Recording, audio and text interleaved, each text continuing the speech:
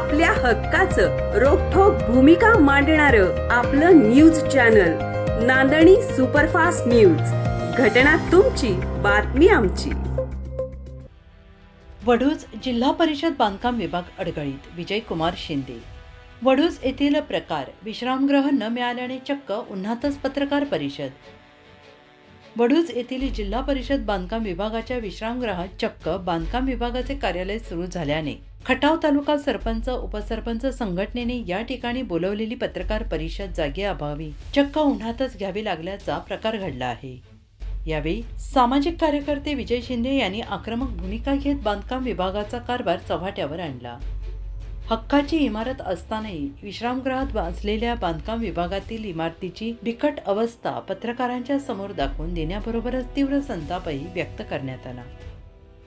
वडूज येथील असणाऱ्या जिल्हा परिषद बांधकाम विभागाने आपले कार्यालय विश्रामगृह येथे स्थलांतरित केले असून हे बेकायदेशीररित्या झाले असल्याचा आरोप विजय शिंदे यांनी माध्यमाच्या समोर केला आहे. पुण्यातील 500 रुपये स्टॅम्प प्रकरण ताजे असताना संबंधित प्रशासनाने फक्त 500 रुपयांच्या स्टॅम्पवर करार करून हे कार्यालय अनधिकृतरित्या हलवण्यात आले आहे.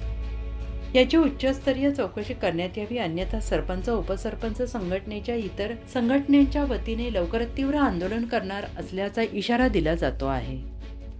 राज्याचे ग्रामविकास मंत्री जयकुमार गोरे यांच्याच मतदारसंघात अशी अवस्था असेल तर न बोललेले बरे, असे म्हणत शिंदे यांनी या गंभीर विषयाकडे मंत्री महोदयांनी लक्ष देण्याची मागणी केली आहे. या प्रसंगी सोशल फाउंडेशनचे अंकुश दबडे यांनी म्हटलं आहे की इतिहासाची साक्ष देणाऱ्या सुस्थितीतील इमारती नामशेष करण्याचा कुटील डाव हे सरकार करत आहे.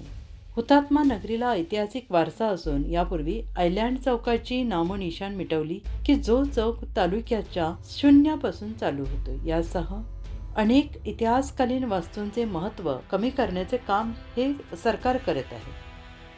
खटाव तालुक्यातील विविध संघटना याविषयी आंदोलनाच्या माध्यमातून आवाज उठवत आहेत.